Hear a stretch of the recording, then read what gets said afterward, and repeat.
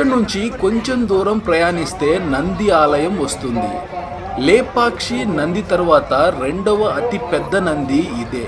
ఈ నంది విగ్రహం 15 అడుగుల ఎత్తుతో 24 అడుగుల వెడల్పుతో ఉంది.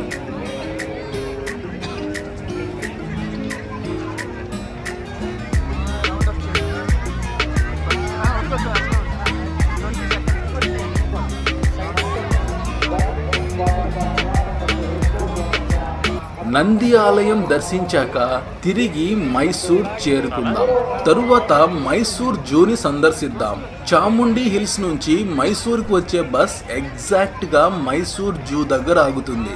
మైసూర్ జూ అసలు పేరు శ్రీ చామరాజేంద్ర జూలాజికల్ గార్డెన్.